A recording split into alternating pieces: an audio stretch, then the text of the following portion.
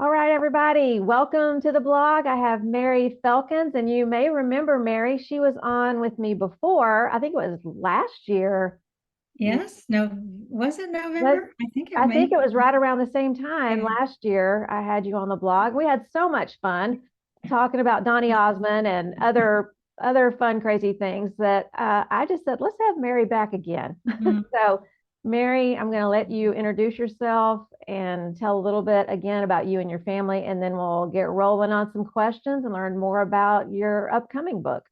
that sounds great. That sounds great. So my name is Mary Felkins, and I am married to my husband Bruce of 32 years, and we have four adult children. Anthony's 29 and Alexandra is 26. Jonathan is 24 and Caroline is 21. She's good to remind us I'm a full blown adult now. Yeah. Well, good job on remembering all that because I know the longer you're married and the older your kids get, I'm like, let's see, how long have I been married now and how old are they?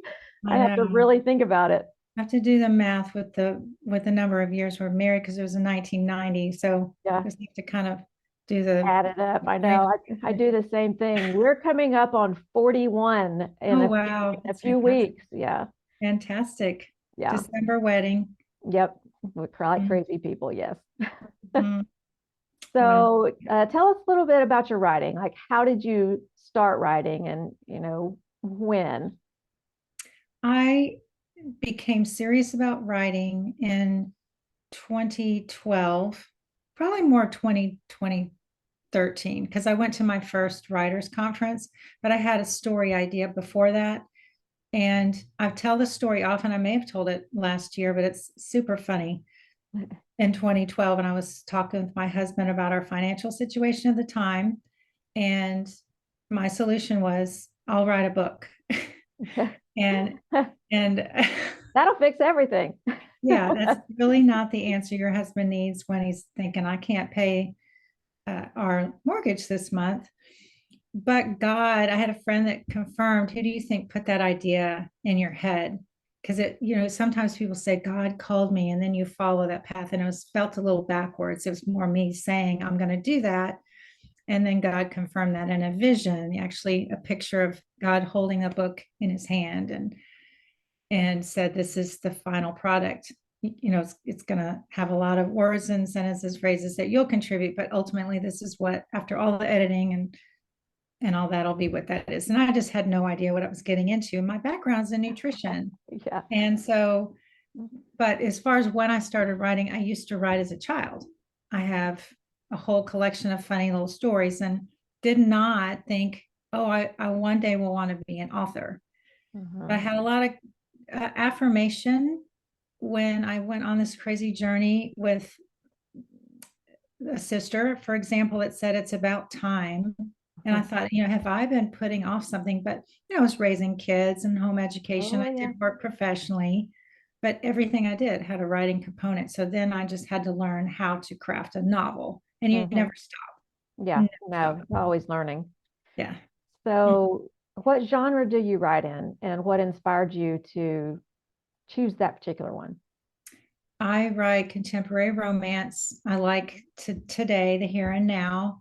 Okay. And I think the truth is I'm fearful of historical because you can't Google that, and it's kind of fun to use some of the technology, but romance is what really makes my heart sing. And that was confirmed by an agent at the first conference when I had the story idea. And the way I wrote it, the hero dies. And it was really painful to write that, but I still gave the heroine a satisfying ending. And the more we interacted, she said, you really like happily ever afters, happy endings. And I said, I do. And so that's where God was telling me, this is the lane I want you to stay in. It's romance. And I really enjoy com- communicating to people what that means, because that can be a big trigger word that suggests trashy stuff. And Mhm. there's plenty of that out there. So the beauty is being able to put the gospel in there. And to people that don't like romance, and don't understand the hero and the heroine end up together in the end, and that's all that means. Well, if you don't like romance, please don't read scripture.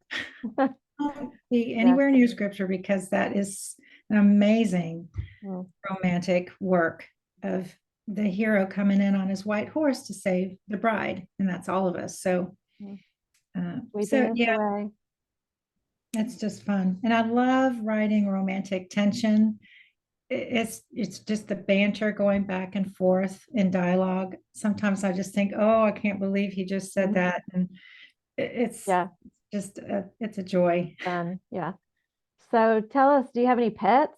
And if so, do they find their way into your stories? We don't currently have a pet, but I have a grand dog, Yeah. Belgian Malinois, who's just beautiful and very well behaved.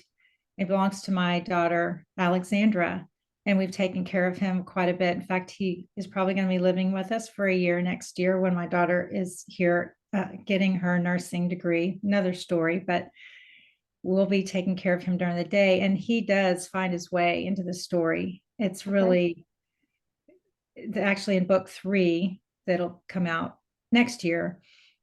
The hero, he's known for bringing in strays, and of course you wouldn't find a purebred Belgian Malinois as a stray most likely, but the way I describe this dog is, he's got a little German Shepherd in him too, so it's not entirely purebred, but it's just fun.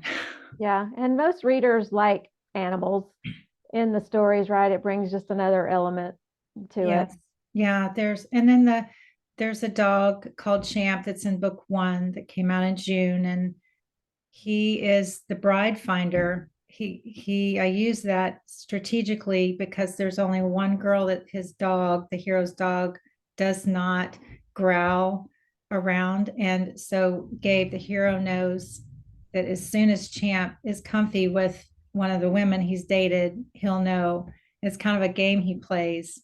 And the girl he's engaged to, they don't get along. The dog is just thinking, the big mistake, don't marry her. But then the heroine, of course, she's like, oh, how cute. I mean, you just see Yeah. this instant Yeah. attraction. So Yeah. fun, It just fun wins them playing with over. dogs. Mm-hmm. Yeah. So tell a little bit about your current novel, the one that's coming out soon, the setting of the novel. Tell us if it's real or fictional place. Let's start with that. Okay, so it's part of a 3-part series. So all of these, including the prequel that came out in May, they're all set in New Orleans, and it features a plantation home that's in Bayou Lafourche, which is actually in Napoleonville, about an hour 40 minutes southwest Yeah. of Say that again. That um, was kind of fun. Say that again. Bayou Lafourche.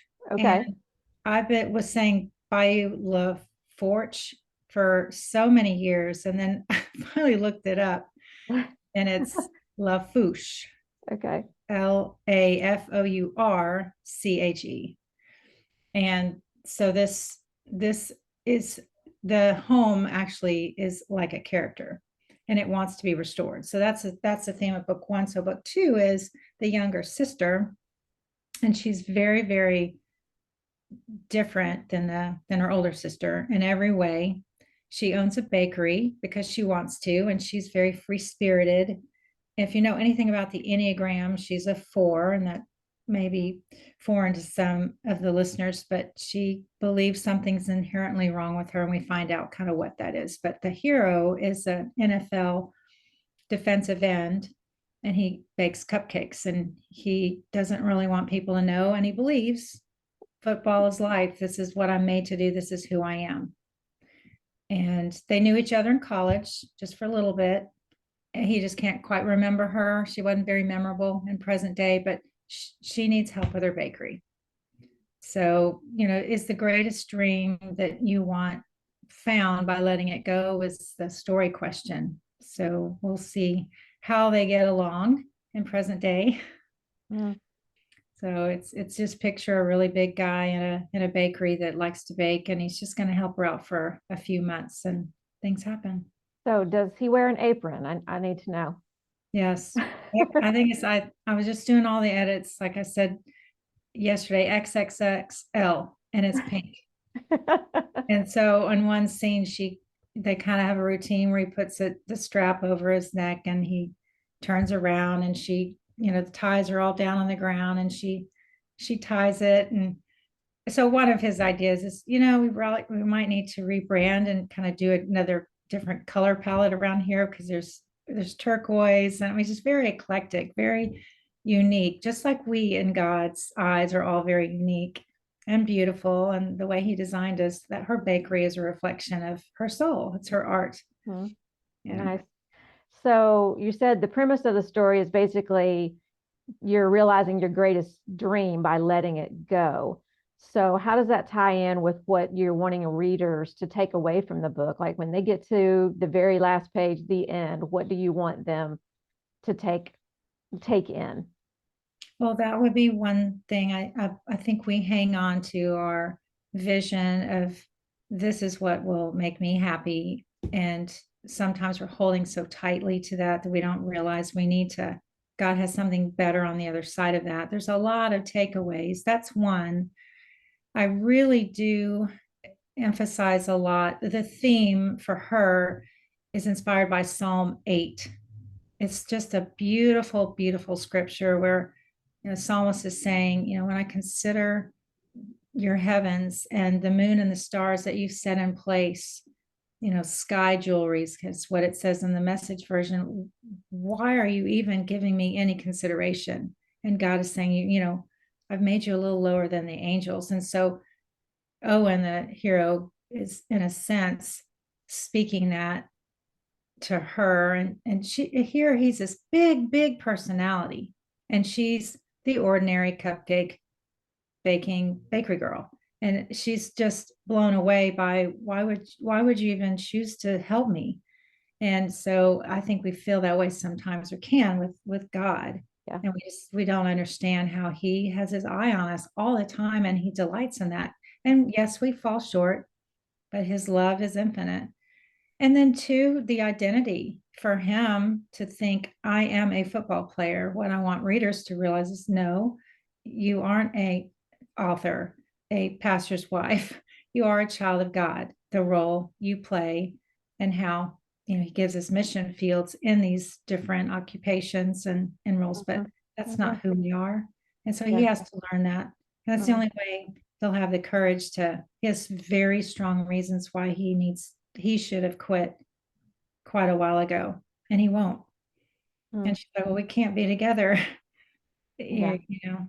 So Nice. it's very it's got a lot of humor because they're so opposite and Mhm. a lot of deep emotion too. There's a 12-year-old boy in the character in the story that really, really touches my heart. I mean, I got weepy reading the manuscript yesterday. I'm Mm. like, okay, I know this is gonna turn out all right. I can say when it affects you like that after you've been in it for months and you've read Yeah. it a zillion times and Hmm. it still pulls at your heart, it's got to be good. It's like gonna touch people if it's still touching you.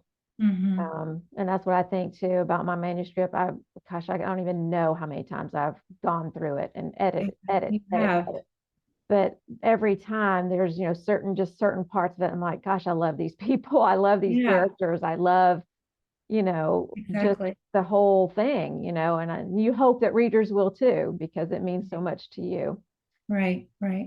So do I you have have a, a hard time reading aloud. If it's ever a mother character stating some wisdom, I can't read that aloud because it's really me speaking to my children. yes. Don't tell them. But it is. And one day I hope they'll read that and Mhm. hear. And so, yeah. Yeah, maybe people, and that's one great thing about fiction. People can hear a real God story and lesson through fiction and take it in where they might not be willing to go into a church or read a nonfiction book or, whatever, because they feel it's preachy, but they'll sit down and Right. read a fiction book Absolutely. and there's great lessons that we can take away. Hmm. Um, so the name of this book is Sweeter with You, which is just sweet on its own. Do you have a favorite quote from the book? Oh, Do you have a favorite child? No. I will tell you that I read something yesterday, so it's fresh on my mind, and I stopped. And he's saying near the end to her that the light of his love defeated the darkness of her fear. Hmm. And there's a little bitty snippet from a Danny Goki, one of my favorite Christian artists, great songwriter, Oh yeah. where the darkness defeated the light defeated the dark. Maybe no, that's not it. I had that wrong. Um, you are the reason. The song that inspired the first book, there's a lyric in there where it says that he wants to, have the darkness, the light defeat the darkness. And it's a secular song, but it's a beautiful love story. And so that kind of bubbled up in this book too. So there's a lot of good little pieces in there, but Mhm. that is most fresh on my mind right now. Right. So, what do you love about being a writer? What is your favorite thing? Making stuff up. I really I have I love choosing to the point of ridiculousness. I love choosing the names, Hmm. and I will puzzle over it and puzzle over it until I think, yes, that's who you are. And just the other day, I have an idea for a Christmas novella next year, and I cannot. I think it's maybe actually going to be a later than that, but nonetheless, the heroine is Genevieve Peters, and she's already in she's a secondary character, and she's going to be the heroine in a third book. I'm like, I got to give her a guy, and I know his last name, and it has to fit their occupation, and he's going to be a sexy vet. Apparently, those are really attract big sellers, but he'll be the local vet, and Adam, It's I'm literally the walking. animals again, Mary. Yeah, yeah, animals. And Adam, the name Adam, I'm walking from my car to uh, to the apartment, and I stopped in the parking lot, and Adam, because I thought, wouldn't it be fun to have Adam and Genevieve? Like, you could do a lot of fun, play on, she's Eve, he's Adam, and of course the Um, animals. But so just making things up, really. And I'll sit there after a movie. It annoys my husband. I'll say, just a minute, I'm reading the names of the cast, yeah, the dolly grip, the getting some producer. ideas. Yeah, and that's truly what I do. And just creating, you have to be comfortable with the medium of invisible. Painters use paint, and we have this blank canvas, and Yeah, the imagination, the God's playground is our imagination, and just taking that, making sure our soul is well cared for so that we can produce artwork that he's pleased with and can use in the world. So that's the challenge. You have to be comfy with using invisible material. You're not reaching for a chisel or right. a hammer or a saw or a paintbrush. You're Yeah, using words. yeah, Mhm. yeah. A lot of imagination. So, do Yeah. you have critique partners, or are you part of a critique group? I was many years ago part of a critique group. The frustration I had is that the number of people in the group is the number of opinions you walk away with. Yeah. And that's that doesn't work as well for me, but I do have a faithful craft partner, and we spend 2 to 3 hours every Monday talking. Hmm. And then at the end of just talking through our stories, at the end, we do what she calls read aloud with Mary, where we read through a craft book, where we committed to read the chapter before, and then we discuss highlights of, oh, wasn't that amazing? Or did you agree with this? Hmm. And that works really well for me. I'm a great one-on-one person. Hmm. But then there's also a group of she and I are part of a group called the Huddle that's is within the My Book Therapy online writing community. And we are great prayer support for each other. So we meet on Facebook Messenger, and we've had 2 retreats. Actually, most of them live up in Central Washington, and I'm over here in North Carolina, but Yeah. we support each other. And there's just a lot of wisdom that they have. There's one that's publishes almost every day a Hmm. new work because Wow. she needs that for income. So we've learned a lot from her, and we just all have different strengths. Mm-hmm. And it might be, can anybody help me with, do you like this cover? Um, or how do you work Amazon ads to Mm-hmm. pray for my children? And Mm-hmm. so Yeah, it's that's great. Yeah. very I enriching. just I just joined a critique group back in October, I believe it was, and there's four of Yeah, us, and we meet yeah, weekly on Zoom and it's read great. aloud, chapters and give feedback It's and stuff. great. It's nice to have that Yeah, connection, and to see faces, on a screen and actually talk about your book, yes. it's a lot different than an email or, Hmm. you know, so Yeah. it's And been Facebook fun. Messenger is not my favorite way to communicate, but that's how we started. And so there's six of us. So I have for prayer, I'm the object of prayer Monday, and Patty's the object of prayer on Tuesday. So we just kind of, how can we pray for you today? And then somebody will offer up a prayer and it's written, and it's just a beautiful Mhm. connection. So meeting each other in person for the first time last year, it's like I have so fallen in love with these women, Mhm. and now I get to meet you. And Yeah. now we're working on a multi-author project, and those books are coming out Mm. next year. Nice. That's Mhm. very nice. So the three that are in the group with me all live in Texas, Oh, and I'm out here in Virginia. I'm the lone oh, yeah, Easterner. So, yeah. and I'm the newbie to the group. They had already formed, and they graciously let Fantastic. me join in. That's So, fantastic. Is Lori a part of that group? no, Okay, she's not in that group. okay, Mm-mm. okay. That would be nice if she was. Yeah, yeah. She might be in one on her own. So So, what about social media? Where can we find you? And do you enjoy interacting on social media? I know as an author, there's a lot more than just writing. We have to market. Like for some reason, the publishers want us to sell these books. I don't know what's up with that. I know.